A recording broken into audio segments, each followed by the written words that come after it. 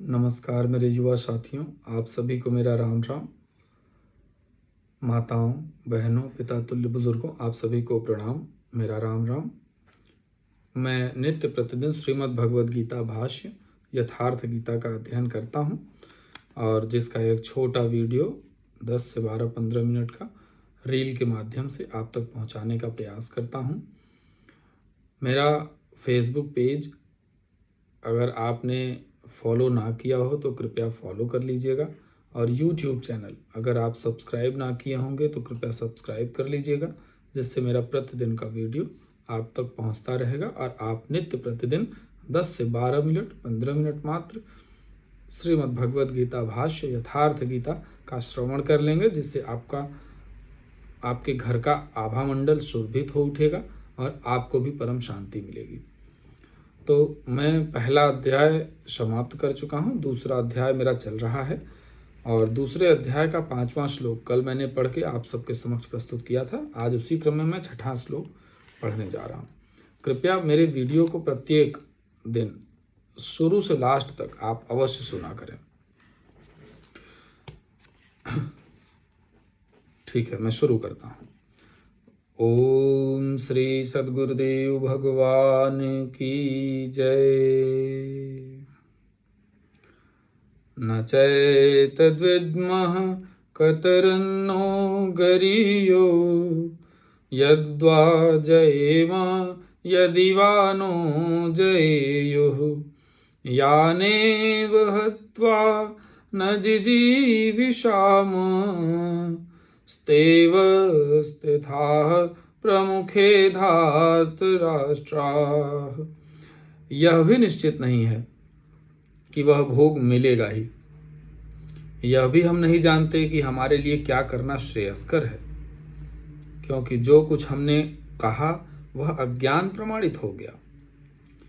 यह भी ज्ञात नहीं कि हम जीतेंगे अथवा वे जीतेंगे।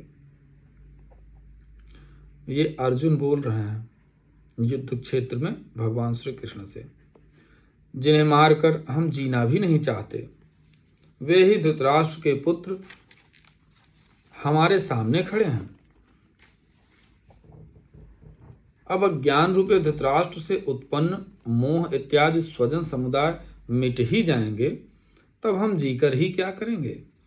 अर्जुन पुनः सोचता है कि जो कुछ हमने कहा कदाचित यह भी अज्ञान हो, अतः प्रार्थना करता है। कार्पण्य दोषोपहत स्वभावः प्रेक्षामि त्वां धर्म सम्मूढचेताः यक्षेयः स्यान्निश्चितं ब्रूहि तन्मे शिष्यस्तेऽहं साधिमां त्वां प्रपन्नम्। कायरता के दोष से नष्ट स्वभाव वाला, धर्म के विषय में सर्वथा मोहित चित्त हुआ मैं आपसे पूछता हूँ, जो कुछ निश्चित परम कल्याणकारी हो वह साधन मेरे लिए कहिए। मैं आपका शिष्य हूँ, आपकी शरण हूँ, मुझे साधिए। केवल शिक्षा न दीजिए, बल्कि जहाँ लड़खड़ाऊं वहाँ संभालिए। लाद दें, लदाए दें और लादने वाला साथ चले। कदाचित गट्ठर गिर पड़ा तब कौन लदवाएगा। ऐसा ही समर्पण अर्जुन का है। यहाँ अर्जुन ने पूर्ण समर्पण कर दिया। अभी तक वह श्री कृष्ण को अपने स्तर का ही समझता था। अनेक विद्याओं में अपने को कुछ आगे ही मानता था। यहाँ उसने अपनी बागडोर श्री कृष्ण को वस्तुतः सौंप दी। सद्गुरु पूर्ति पर्यंत हृदय में रहकर साधक के साथ चलते हैं। यदि वे साथ न रहें तो साधक पार न हो। युवा कन्या के परिवार वाले जिस प्रकार शादी विवाह तक उसको संयम की शिक्षा देते हुए संभाल ले जाते हैं, ठीक इसी प्रकार सद्गुरु अपने शिष्य की अंतरात्मा से रथी होकर उसे प्रकृति की घाटियों से निकाल कर पार कर देते हैं।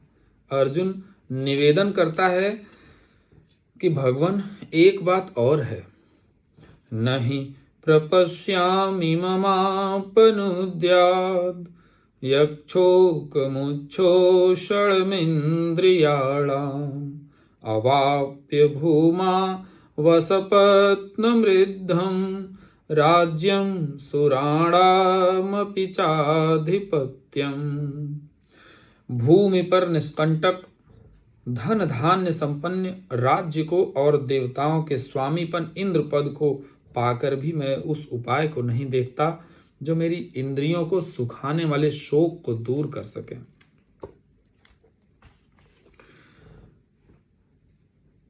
जब शोक बना ही है तो यह सब लेकर ही मैं क्या करूंगा। यदि इतना ही मिलना है तो क्षमा करें। अर्जुन ने सोचा, अब इसके आगे बताएंगे भी क्या। अपने हिसाब से अर्जुन ने बहुत कठिन प्रश्न किए भगवान के सामने। उन्हें क्या पता कि भगवान आपके हृदय में रहते हैं, वो सब जानते हैं। अस प्रभु हृदय अछत अविकारी, सकल जीव जगदीन दुखारी। ईश्वरः सर्वभूतानां हृदय देशे अर्जुन तिष्ठति, भ्रामयन् सर्वभूतानि यंत्रारूढ़ानि माया। ईश्वर सभी भूत प्राणियों के हृदय देश में है। आप जो सोचते हैं कि मैं बहुत चालाक हूं, आपकी चालाकी भगवान के सामने नहीं चलने वाली है। अर्जुन ऐसे तर्क प्रस्तुत करता है जैसे कि भगवान फंस जाएंगे उसके बातों में। नहीं, भगवान के पास सभी प्रश्नों का उत्तर होता है, क्योंकि भगवान सबके उर अंदर पर बसत जानत भाव को भाव। वो आपके अंदर हैं। जो आप सोच रहे हैं ना जिस चालाकी के साथ, सेम उसी चालाकी के साथ वो जानते भी हैं। ठीक है। संजय उवाच एवमुक्त्वा ऋषिकेशं गुडाकेशः परन्तप न योत्स इति गोविन्दं मुक्त्वा तूष्णीं बभूवः। संजय बोले, हे राजन, मोह निशाजयी अर्जुन ने हृदय के सर्वज्ञ श्री कृष्ण से यह कहकर कि गोविंद मैं युद्ध नहीं करूंगा, चुप हो गया। अभी तक अर्जुन की दृष्टि पौराणिक है, अर्थात जो पुराणों में उसने देखा था, जो प्रारब्ध में उसको मिला था, अभी वही दृष्टि है, जिसमें कर्म कांडों के साथ भोगों की उपलब्धि का विधान है, जिसमें स्वर्ग ही सब कुछ माना जाता है, जिस पर श्री कृष्ण प्रकाश डालेंगे कि यह विचारधारा भी गलत है। ध्यान दीजिएगा, यहाँ भगवान ने अर्जुन के सभी तर्कों का उत्तर दिया है। अर्जुन को कर्म कांडों से रिलेटेड भी संदेह था, उसको भी भगवान ने दूर किया है। पौराणिक जो उसके अंदर दृष्टि थी उसको भी भगवान ने समाप्त किया है, उसका भी उत्तर भगवान ने दिया है। तमुवाच ऋषिकेशः प्रहसन्निव भारत सेनयोरुभयोर्मध्ये विषिदन्तमिदं वचः। उसके उपरांत हे राजन, अंतर्यामी योगेश्वर श्री कृष्ण ने दोनों सेनाओं के बीच में उस शोक युक्त अर्जुन को हंसते हुए से यह वचन कहा। अर्जुन काफी शोकाकुल थे, अर्जुन के अंदर बहुत शोक था कि मैं ये युद्ध नहीं करूंगा। इस युद्ध से उन्होंने जो अभी पहले मैंने आपको बताया था पहले वीडियो में कि 4 तर्क प्रस्तुत किए थे, तो ये उनका शोक ही था, ये उनका संताप था, ये उनका दुख था। उसको दूर करेंगे भगवान श्री कृष्ण, अगले श्लोक में वो बताएंगे इसका उत्तर। अब मैं आज यहीं पे इस वीडियो को समाप्त करता हूँ, क्योंकि ये ज़्यादा लेंदी हो जाएगा। और श्री भगवानुवाच जब मैं शुरू करूँगा तो मैं श्री भगवानुवाच फिर पूरा समाप्त करूँगा अगले श्लोक में। आज बस इतना ही। सो प्लीज़ मेरे युवा भाइयों, माताओं, बहनों, पिता तुल्य बुजुर्गों, आप मेरे वीडियो को ज़रूर सुनिएगा पूरा। मैं देखता हूँ, मैं वॉचिंग टाइम को देखता हूँ तो कोई लोग 15 सेकेंड, कोई लोग 20 सेकेंड, कोई 1 मिनट 2 मिनट सुन के ही इग्नोर कर देते हैं, आगे बढ़ जाते हैं। आप दिन भर ऊट पटांग के रील्स देखते रहते हैं, आप कृपया इस रील को देखिएगा, आपको वाकई में अंदर से आपको बहुत अच्छा फील होगा, बहुत आनंदित महसूस करेंगे आप। सो प्लीज़ मेरे प्रत्येक वीडियो को आप ज़रूर सुना करें और उसको लाइक कर दिया करें, उसमें अपने मन का कुछ भी उद्गार लिख दिया करें जो आपके मन में चले। अच्छा चले तो अच्छा, बुरा चले तो बुरा, जो आपके मन में चले आप उसको व्यक्त कर दिया करें। मैं उस हिसाब से फिर अगला कंटेंट अपना तैयार करके आपके समक्ष प्रस्तुत करूँगा। आज बस इतना ही। आप सभी को मेरा राम राम।